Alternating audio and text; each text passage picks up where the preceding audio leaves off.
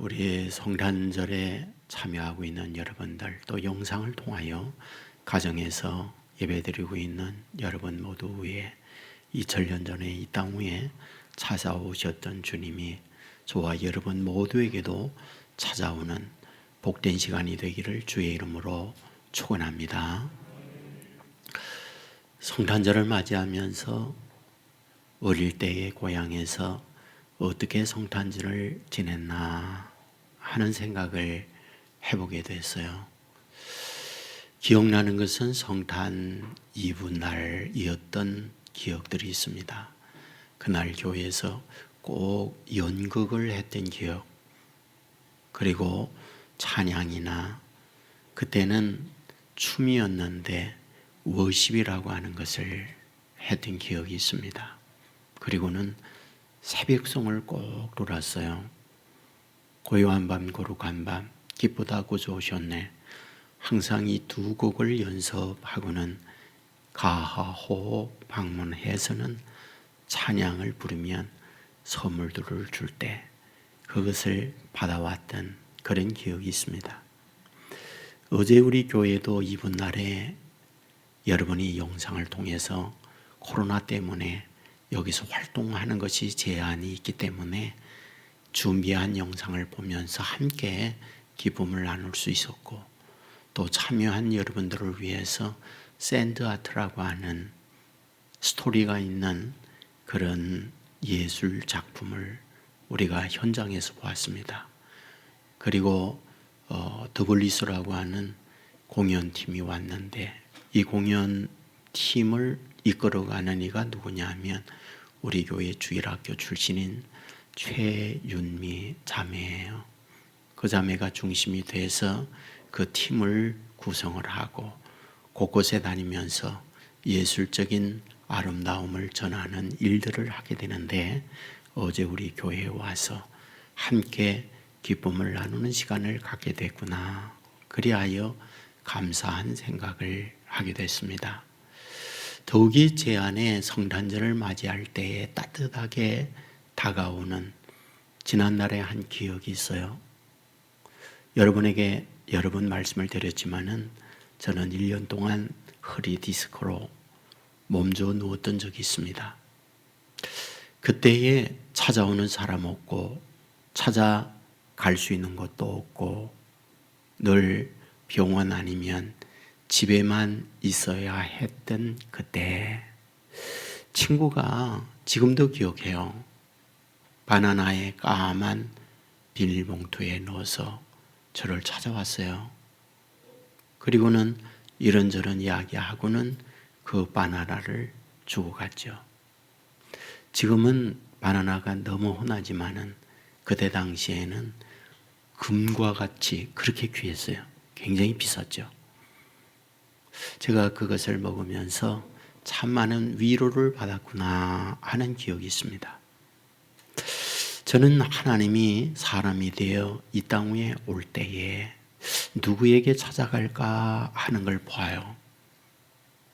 그런데 어쩌면 힘든 우리에게, 아파하는 우리에게, 또는 혼자 울고 있는 우리에게 찾아오시는 분, 그분이 우리 하나님, 사람이 되어 오신 예수님이구나, 그런 생각을 가져보게 됩니다. 오늘 본문에서는 그 부분을 우리에게 말씀해 주고 있죠. 아기가 낳는다. 이름을 예수라고 해라. 예수의 뜻은 저들의 죄를, 자기 백성들의 죄를 위하여 구원해 낼 분이다. 이런 뜻으로 예수의 이름을 지어줍니다. 그리고 난 이후 임마누엘이라 하리라 라고 말씀을 해요. 임마누엘은 하나님이 우리와 함께 하신다, 이런 뜻이에요. 자, 이 말씀을 누가 누구에게 하는 걸까요? 본문 배경을 보면 하나님의 사자가 요셉에게 해요. 하나님의 사자는 곧 하나님이 요셉에게 하는 말이죠. 자, 그렇다면 어떤 상황에 있을 때에 하나님께서 요셉에게 이 말씀을 하고 있을까 하는 거죠. 자, 요셉 동네는 나사렛입니다. 나사렛에 함께 성장한 아가씨가 있었죠. 마리아입니다. 서로 마음과 마음이 통하고 사랑이 싹을 터서 결혼을 약속합니다. 그리고 약혼식을 거행하게 됩니다. 그런데 어느 날 덜컥 임신이 된 거예요. 문제는 그 아이가 요셉의 아이가 아니었다는 거죠. 그러니까 약혼자의 남자의 아이가 아니에요. 요셉은 마리아와 잠자리 한 적이 없었거든요. 이것은 요셉에게 있어서 엄청난 충격이에요. 말은 나와 결혼하자고 해놓고는 생각은 다른 데 가 있었구나. 이에 대한 충격, 이에 대한 상처, 이에 대한 분노, 그리고 섭섭함은 이루 말할 수 없는 거죠. 여러분, 우리는 가끔 뉴스에서 결혼했지만 태어난 아이가 자기의 아이가 아니다, 이런 뉴스를 종종 듣곤 하잖아요. 이번에 한 당의 선대위 공동위원장으로 항공 우주 분야에 특별한 워킹맘이다, 그래서 영입을 했던 그런 분이 있어요. 나중에 난리가 났죠. 결혼했지만 아이가 다른 남자의 아이를 낳고 결국 이혼한 여자가 어떻게 이런 일을 할 수 있느냐, 난리가 났죠. 그리하여 결국 중도에 포기하고 사퇴를 하는 아픔이 있었던 것을 여러분이 기억하실 거예요. 여러분에게 가끔 말씀을 드렸지만은 우리 동네에 제가 아주 어릴 때입니다. 어른들이 말했어요. 저 집에 딸 아이가 옆집에 있는 남자하고 똑같다는 거예요. 예? 어른들이 자꾸 그러니까 제가 보았거든요. 진짜 그런 것 같더라고요. 결국 그분네가 이사를 멀리 가버렸어요. 지금 오늘 본문은 그런 상황이거든요. 여러분, 이런 상황을 만나게 되어질 때 요셉의 마음이 얼마나 힘들었을까라는 거예요. 그리하여 성경에 보면 요셉은 가만히 끊고자 했다. 무슨 말이죠? 약혼 파혼하고 정리하기로 했다, 그 말이거든요. 그런데 이런 마음을 갖고 있을 때 하나님이 요셉에게 찾아와요. 그리고 하나님이 요셉에게 말씀하는 거죠. 뭐라고요? 마리아 데려오기를 두려워하지 마라. 그 아이는 다른 남자의 아이가 아니다. 성령께서 잉태하겠다. 그러므로 그 아이 데려오는 걸 두려워하지 마라. 그리고 그 아이가 낳을들랑 이름을 예수라고 해라.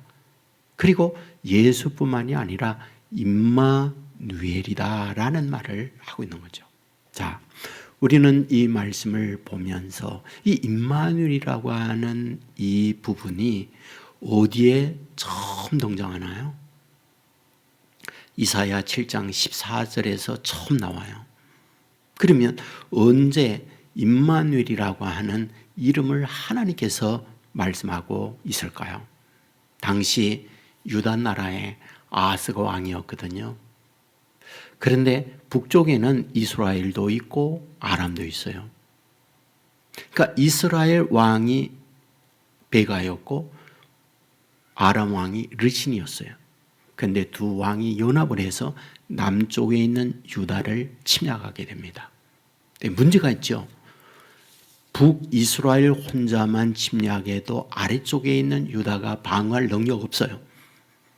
당시에 강대했던 아람과 연합하여 이스라엘이 침략한다는 것은 유다 입장에서는 길이 없는 거예요. 성경은 왕과 백성들이 이런 현실을 어떻게 말하느냐? 바람에 나무가 흔들리듯 그들의 마음이 두려움으로 공포에 질렸다고 기록을 해요. 여러분, 이런 현실에 있을 때에 하나님이 아하스에게 찾아가요. 그리고 하는 말, 임마누엘이라는 말을 그때 합니다. 그러면 이때에 임마누엘이라고 하는 말씀을 할 때에 그 뜻이 뭐예요? 두 나라가 연합하여 너를 친다 할지라도 하나님이 내가 너와 함께 할 거야. 그러므로 너는 두려워하지 마. 그러므로 내가 너를 위하여 싸워 줄 거야. 라고 하는 말씀을 하는 것. 그것이 바로 이 임마누엘이라고 하는 말씀이 나올 때 처음 사용했던 말씀이라는 거예요. 자, 그렇다면 이 임마누엘이라고 하는 이사야에 있는 말씀을 마태는 가져다가 예수님이 이 세상에 태어날 때에 그것을 미리 예언했던 그것이 이 임마누엘이다 라고 하면서 말씀을 하고 있는 거죠. 그렇다면 오늘 본문을 통하여 우리에게 주려고 하는 강력한 메시지는 뭐냐는 거예요. 어쩌면 북이스라엘 그리고 아람이 연합하여 남쪽 유다를 침략하게 될 때 아스나 백성은 바람의 나무가 흔들리듯 두려운 공포에 떨고 있는 그들에게 임마누엘이라고 말씀하셨듯 이 땅 위에 살고 있는 저와 여러분에게도 사랑하는 아들, 딸들아, 나는 임마누엘이라고 우리에게 말씀하고 있는 내용이구나. 이 사실 믿으시기를 주의 이름으로 축원합니다. 여러분, 왜 인간이 두려워 떨까요? 여러분 아세요? 성경에 두려워하다 하는 말이 처음 나오는 곳, 그것이 어딘지 창세기 3장이에요. 그러면 창세기 3장에 언제 이런 두려움을 갖게 될까? 선악을 알게 하는 열매를 먹고 난 이후에 성경을 보면 벗었으므로 두려워하여 숨은 나이다라고 기록해요. 굉장히 의미가 있어요. 여러분, 지금 옷 입고 있다가 벗었기 때문에 두렵다는 말이에요. 한 번도 입은 적이 없어요. 언제나 벌거숭이 나체였습니다. 그런데 왜 지금에 내가 벗었으므로 두려워하다는 고백을 하고 있는 겁니까? 굉장히 의미가 있는 거예요. 선악을 알게 하는 열매를 먹고 난 이후입니다. 여러분, 선악을 알게 하는 열매를 먹다 무슨 뜻이에요? 하나님의 말씀에 불순종하다 이런 의미도 있지만 다른 의미는 하나님을 떠나다는 의미예요. 왜냐고요? 하나님께서 선악을 알게 하는 열매를 먹는 날에는 정령 죽으리라 라는 말씀을 해요. 그런데 사탄이 와서 하는 말, 선악을 알게 하는 열매를 먹으면 눈이 밝아 하나님처럼 된다, 결코 죽지 않는다, 이 말을 해요. 결국 아담과 하와는 둘 중에 하나를 택합니다. 사탄의 말을 선택하는 거예요. 이 말은 하나님을 버린다는 말이에요. 이 말은 하나님을 떠나다는 말이에요. 이 말은 하나님을 떠남으로 우리에게 찾아온 것이 무엇이냐? 두려움이었다라는 것을 말씀하고 있다. 이것을 우리에게 가르쳐 주는 거예요. 여러분, 저와 여러분이 어릴 때에 아버지 엄마와 밤길을 간다 할지라도 두려워하지 않아요. 왜? 아버지 어머님이 함께하고 있으니까요. 그러나 아버지 어머님이 없는 나 혼자라는 것, 그건 두려움이에요. 우리는 누가복음 15장에서 탕자의 이야기를 잘 알고 있잖아요. 아버지에게 말해요. 내게 올 유산을 주십시오. 유산을 갖고 먼 나라로 간다고 얘기해요. 무슨 뜻이에요? 아버지 떠나다는 말이거든요. 아버지 떠난 이후에 그의 삶이 뭐예요? 자유죠. 자유는 방종으로 이어졌어요. 성경은 허랑방탕하다고 기록하잖아요. 결론은 무엇입니까? 모든 유산을 다 탕진합니다. 당시 그곳에 경제 불황까지 몰아쳤어요. 생존이 어려웠죠. 그리하여 돼지 농장에 가요. 농장 악덕 업주를 만나죠. 매질당합니다. 무시당합니다. 고단한 인생길을 걷게 되죠. 눈물이 흘러요. 비로소 아버지를 생각하고 가게 되는데 그 내용의 의미가 뭐예요? 아버지를 떠난 인간에게 주어져 있는 아픔, 아버지를 떠난 인간에게 주어져 있는 두려움, 이것을 보여주고 있는 것, 그것이 바로 탕자의 말씀이었던 거죠. 오늘 저와 여러분이 인생길을 가면서 아버지와 함께하고 있다. 아버지가 누구? 전능하신 하나님. 전능하신 하나님, 어떤 분, 어떤 대적, 어떤 위기, 어떤 문제 앞에서도 해결하지 못할 분이 없는 전능한 분. 그분이 임마누엘로 우리에게 오셨다라고 하는 것이 오늘 본문에서 우리에게 말씀해 주고 있는 거잖아요. 여러분, 처음으로 임마누엘이라고 하는 말씀을 받고 있는 요셉 생각해 보세요. 그의 집이 어디? 나사렛이요. 본래 나사렛 사람인가요? 성경을 보면 로마의 황제가 호족하라, 인구 센서스를 할 테이니 호족해라 라고 할 때에 그가 찾아간 곳은 어디? 베들레헴이에요. 왜 베들레헴? 그것이 호족지라는 말이에요. 그것이 자기의 본래 고향이라는 말이에요. 베들레헴이 어디예요? 예루살렘에서 9km 떨어져 있어요. 소위 수도권이었다는 거예요. 그런데 지금 살고 있는 곳이 어디? 나사렛이요. 여러분, 예루살렘에서 나사렛은 어디입니까? 최전방이에요. 사람 살기 고단하고 힘든 곳이에요. 가능하면 수도권으로 가야 하는 그때에 요셉은 먼 곳으로, 사람 살기 고단하고 힘든 곳으로 가서 살고 있다. 이 말은 무슨 뜻이에요? 요셉 자신이 그렇게 성공한, 요셉 자신이 사람들에게 인정받는, 요셉 자신이 사람들에게 자랑스러운 삶을 사는 그런 배경의 사람이 아니었다는 거예요. 그 많은 사람들 중에 왜 하필이면 하나님께서 이 요셉 그리고 마리아를 통하여 메시아를 이 땅에 나게 할까? 고대 관걸이 아니에요. 훌륭한 왕실의 가정에 예수님이 오신 게 아니라는 거예요. 왜 그럴까? 그리고 그에게 임마누엘이라고 하는 이유가 어디에 있는가? 바로 그거라는 거죠. 너희들이 고단하고 너희들이 버림받고 너희들 혼자서 살기 힘들지만 나는 임마누엘이야. 내가 너희와 함께 할 거야. 내가 너희를 도울 거야. 이것이 오늘 본문을 통하여 우리에게 강력하게 주는 메시지라는 거죠. 저와 여러분이 처한 현실이 어떤 겁니까?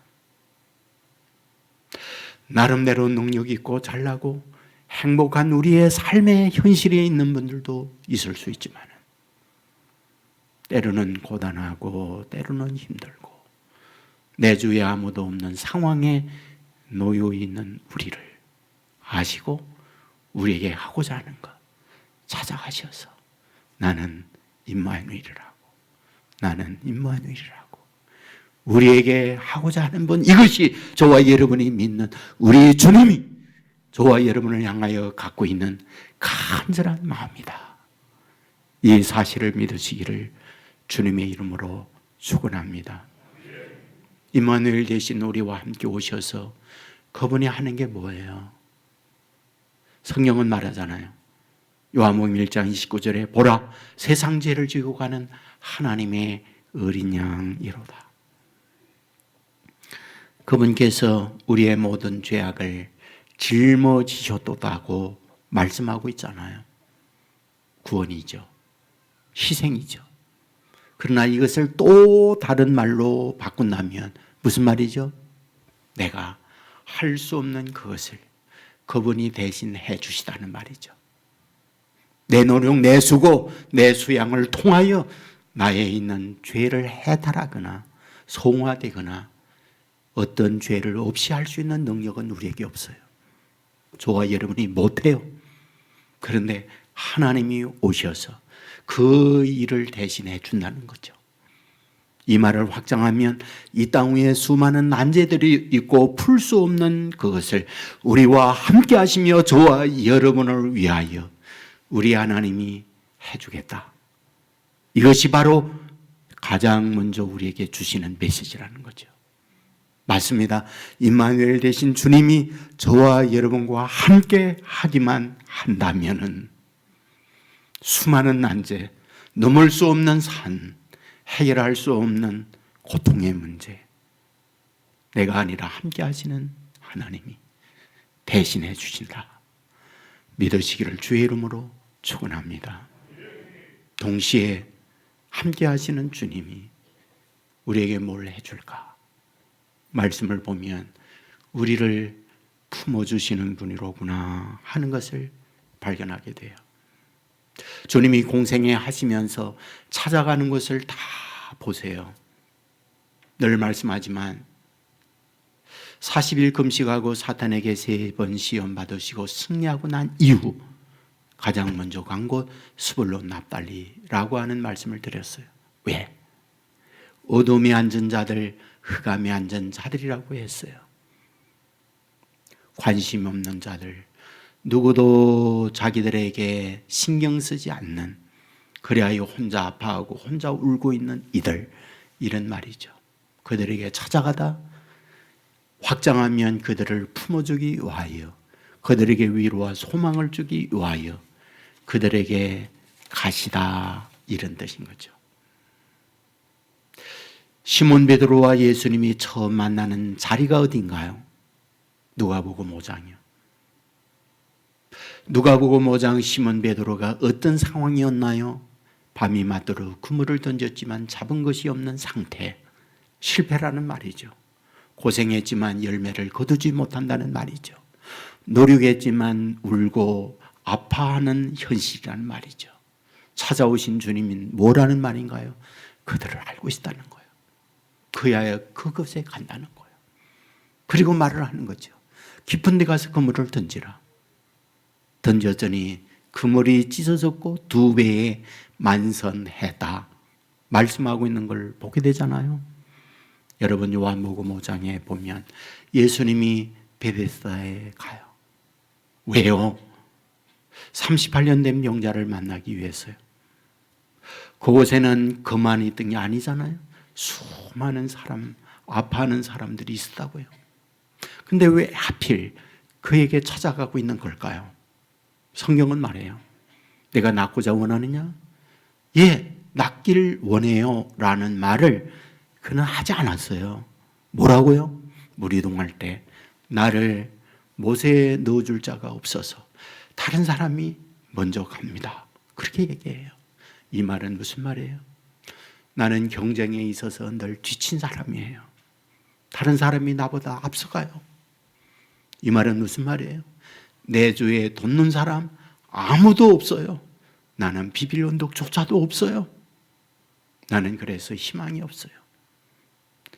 이 절망의 고백이 그 말이었잖아요. 주님은 아는 거예요. 그를 찾아가는 거예요. 그리고 그를 품는 거예요. 그리고 말씀하는 거예요. 내 자리를 들고 일어나 가라고요. 여러분 예수님의 동선을 살펴보면 주님은 늘 그랬어요. 주님 마음에는 늘 그 마음을 품고 사셨어요. 성령으로 찾아오셔서 우리와 함께 하시는 주님, 여전히 성탄에 찾아가는 이가 누구일까? 바로 그런 분을 하시고 우리에게 찾아오셔서 우리를 만져주시고 우리와 임마누엘 하신다. 믿으시기를 주의 이름으로 축원합니다. 세상에서 제일 예쁜 엄마라고 하는 책이 있어요. 이 효진이라고 하는 분이 썼습니다.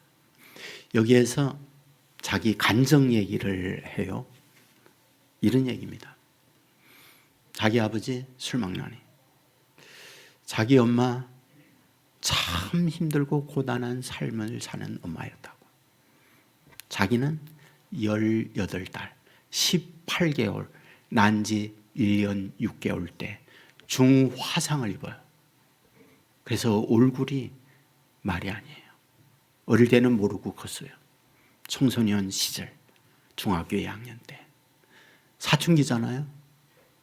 자기의 인생이 싫은 거예요. 부자입니까? 아니죠. 행복합니까? 날마다 엄마 아빠 싸우죠. 자기 인생 뭐예요? 화상을 입어서 괴물 같죠.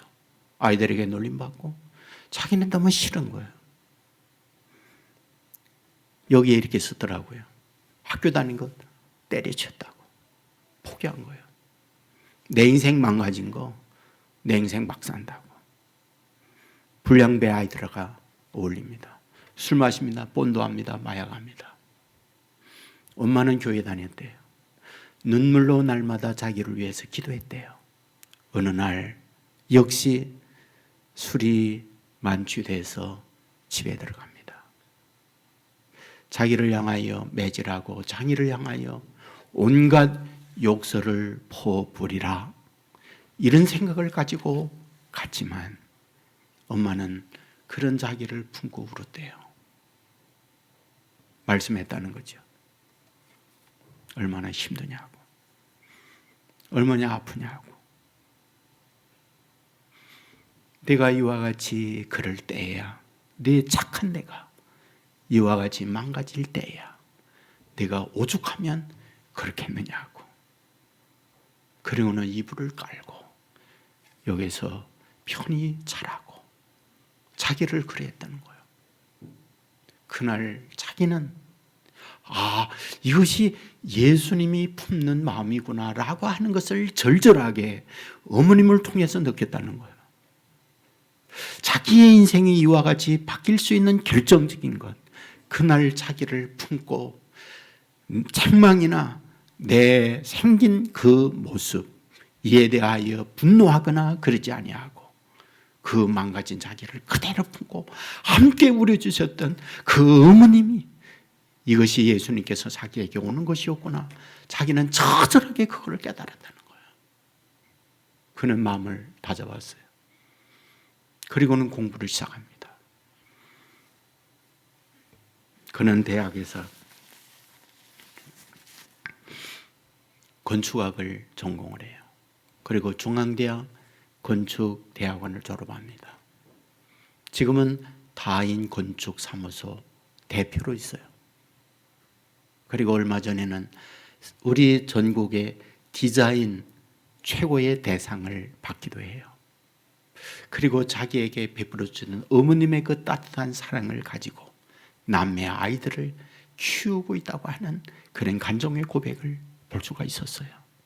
저는 이런 사랑을 우리가 느낄 수만 있다고 한다면 저는 여기에 희망이 있고 여기에 새로운 출발이 있고 저와 여러분에게 위로 주시는 에너지 공급을 받고 상황이 어떠하든 일어날 수 있는 저와 여러분이 될 수 있구나, 이런 확신을 갖습니다. 오늘 여러분에게 임마누엘의 배경에 대한 말씀을 드렸어요. 아하스에게 하나님이 찾아왔다고. 그런데 아하스 자신은 어땠을까? 우리가 역대하 28장에 보면 아하스는 그리 훌륭한 왕은 아니었어요. 성경은 말합니다. 다윗의 뒤를 따르지 않았다. 그리고 이스라엘의 왕들의 우상을 섬기는 자였다고 말을 합니다. 바알을 섬깁니다. 그리고 아이들을 우상의 제물로 불에 던졌다고 성경은 기록하고 있어요. 그러니까 아주 악질적인 왕이었죠. 그렇다면 이런 왕이 대하여 하나님은 진노해야 되잖아요. 하나님은 벌을 내려야 하잖아요. 그런데 성경을 보면 그런 못된 왕이라 할지라도 찾아가서 오히려 임마누엘이라고 하고 있구나 하는 걸 보면 하나님의 심정을 느끼게 되는 거죠. 하나님께서 하나님의 택한 자녀들이 비록 허물이 있지만은, 비록 마음에 들지 않는 것이 있지만은, 오히려 저 이스라엘과 아람을 통하여 하나님의 심판을 가할 것 같지만은, 그러나 이런 것들을 모두 적고 도리어 임마누엘로 오셔서 그들을 위하여 대신 싸워 주시는 분, 이분이 우리 하나님이었구나 하는 것을 발견할 수 있는 거죠. 그렇습니다. 저와 여러분의 살아온 삶의 모습들은 무엇입니까? 깨끗하고 청결하고 하나님 마음에 합한 자라 인정을 받는 성도들도 있을 수 있지만, 그러나 우리의 스스로를 보면 부끄러운 것, 내놓기 감추기 쉬운 것, 감추고 싶은 것, 그런 것들이 하나둘이 아닌 우리의 삶이 아닐까 하는 생각을 갖는 거죠. 그럼에도 불구하고 하나님은 여전히 우리를 포기하지 아니하고 찾아오셔서 임마누엘로 우리와 함께 동행하면서 하나님 나라까지 이르게 하는 분이다, 이 사실 믿으시기를 주님의 이름으로 축원합니다. 이 성탄에 임마누엘로 오신 주님이 저와 여러분 가정에 찾아오셔서 임마누엘 하는 은혜가 넘칠 수 있기를 주님의 이름으로 축원합니다. 기도하겠습니다.